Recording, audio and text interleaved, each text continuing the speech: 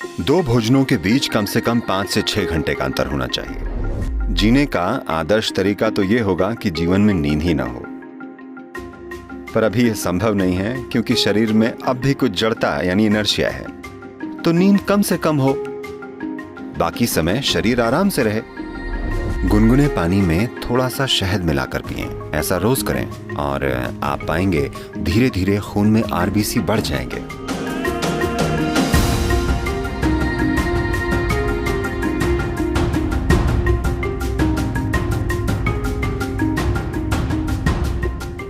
अगर भोजन की बात करें, सबसे महत्वपूर्ण चीज जिसका आपको ध्यान रखना चाहिए वो ये है, किसी दिन जब आप कोई भोजन खाते हैं, चाहे आप जो भी खाते हैं, आपको ध्यान रखना चाहिए कि वो भोजन कितनी जल्दी पचकर आपका हिस्सा बन जाता है।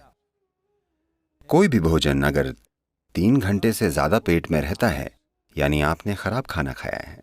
वो भोजन या तो आप छोड़ दें या कम से कम खाएं। अगर भोजन 3 घंटे में पेट से आंतों तक पहुंच जाता है, यानी आप कुछ ऐसा खा रहे हैं जिसे आपका सिस्टम अच्छे से पचा पाता है। शायद वो सबसे अच्छा भोजन न हो, पर सिस्टम उसे पचा पा रहा है।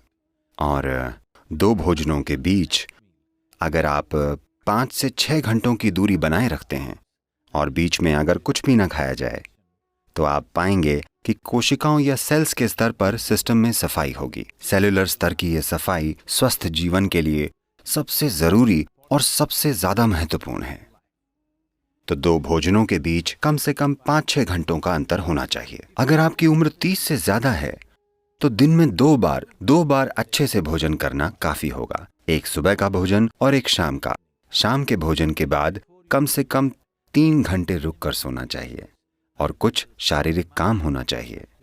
जरूरी नहीं है कि बहुत भारी या जोरदार गतिविधि हो, बस थोड़ी सी सैर या शायद थोड़ा सा डांस या ऐसा कुछ। अपने लिए कुछ ऐसा करें ताकि शाम के भोजन के बाद कम से कम 20 से 30 मिनट कुछ शारीरिक काम हो। ऐसा करने से आपका सिस्टम काफी स्वस्थ होगा।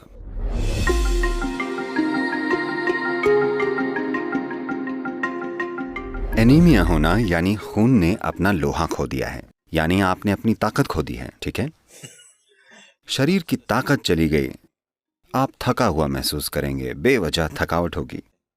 क्योंकि जब लोहा कम हो जाता है तब खून का ऑक्सीजन शरीर में अच्छे से नहीं पहुंचता, यानी आपका शरीर, आपका हृदय, आपका दिमाग सब कुछ ज्यादा काम नहीं कर पाएंगे क्योंकि आपके पास ऑक्सीजन कम है।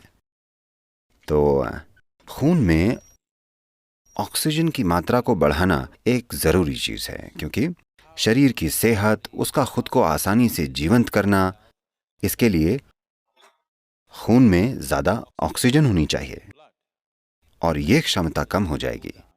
खासकर महिलाओं को ध्यान रखना चाहिए। उनके शरीर की प्रक्रिया के कारण उनमें हीमोग्लोबिन की कमी हो सकती है, जिससे खून में ज्यादा ऑक्सीजन नहीं समा पाएगा और बेवजह वो थक जाएंगी। अगर आरबीसी कम है तो बुद्धि पर भी असर होगा, क्योंकि दिमाग में ऑक्सीजन कम होगा तो इसका असर शरीर और दिमाग दोनों पर होगा। तो इससे बचने का एक सरल तरीका है, रोजाना हल्के गर्म पानी में थोड़ा शहद मिलाकर पीना। रोजाना ऐसा करें। इससे धीरे धीरे आरबीसी की मात्रा बढ़ जाएगी। खून में ज्यादा ऑक्सीजन होगा तो अचानक ज्यादा ऊर्जा महसूस होगी, अचानक सब सक्रिय हो जाएगा, शरीर का कायाकल्प होगा, मृत कोशिकाओं की जगह नई कोशिकाएं पैदा होंगी। जो जड़ता आप अपने शरीर में और अपने मन में महसूस करते हैं वो बहुत कम होने लगेगी।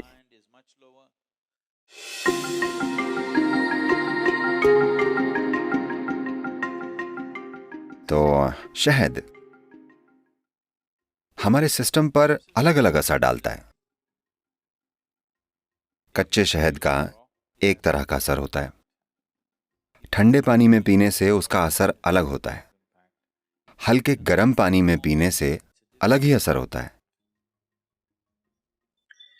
हम यहां इसे हल्के गर्म पानी में पीकर सिस्टम को खोलना चाहते हैं। If you put it into boiling water, some part of honey will turn poisonous. उबलते पानी में डालने से शहद का कुछ हिस्सा जहरीला हो जाता है। तो इसे कभी भी उबलते पानी में नहीं डालना चाहिए या इसे पकाना नहीं चाहिए। मैं जानता हूँ कि पश्चिम में लोग शहद के केक बनाते हैं, वो इसे पकाते हैं। एक तापमान को पार कर जाने के बाद शहद जहरीला हो जाता है। तो आपको इसे ऐसे तापमान में रखना चाहिए कि ये पीने लायक हो। इसे गुनगुने पानी में डालें, उबलती हुई गर्म चीजों में इसे न डालें।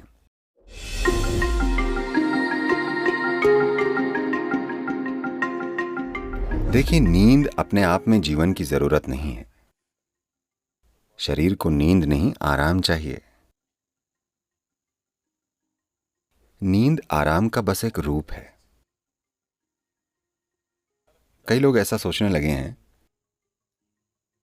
तमिलनाडु में अगर कोई कहे ரெஸ்ட் பண்ணிக்கறாங்க, यानी वे सो रहे हैं। जरूरी नहीं है, बैठकर भी आराम हो सकता है ना? हाँ, खड़े होकर भी आराम हो सकता है। दौड़ते दौड़ते खड़े हो जाने पर भी आराम मिलता है। आप खड़े थे, अगर आप बैठ जाएं तब भी आराम मिलता है। आराम करने के कई तरीके हैं। सबसे जरूरी बात यह है कि आराम यानी आप ऊर्जा का इक्वेशन बदल रहे हैं, यानी ऊर्जा का खर्च कम हो रहा है पर इसकी पैदावार उसी तेजी से हो रही है। तो कुछ समय बाद ताजगी महसूस होती है क्योंकि ऊर्जा कम खर्च हो रही है। मूल रूप से आप ऊर्जा को मैनेज कर रहे हैं। काम करते समय ऊर्जा ज्यादा खर्च होती है, पैदावार जितनी भी हो, पर वो काफी नहीं होती। कुछ समय में आप थक जाएंगे क्योंकि भारी खपत हुई है। खर्चा कम करके पैदावार बढ़ाई जाए तो कुछ समय में ज्यादा ऊर्जा महसूस होती है। सबसे बेहतरीन तरीका तो यह होगा कि जीवन में नींद ही ना हो, पर अभी यह संभव नहीं है क्योंकि शरीर में कुछ जड़ता है।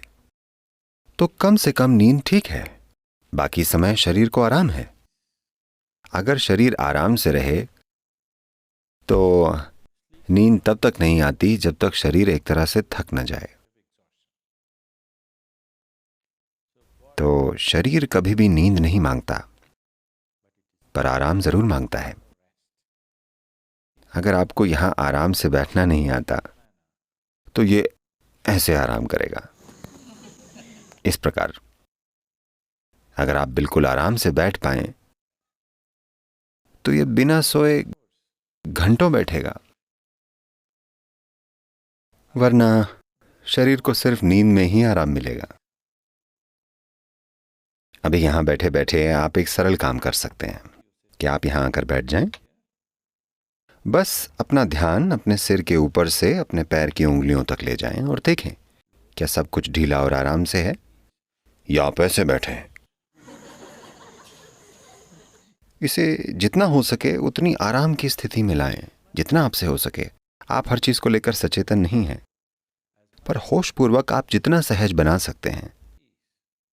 आप अचानक देखेंगे कि अगर आप 10 बजे सोते हैं और आप बस 1 घंटे यहां आराम से बैठते हैं तो आपकी नींद आधे घंटे आगे बढ़ जाएगी। 10 बजे नींद नहीं आएगी, आप खुद ही जागते रहेंगे।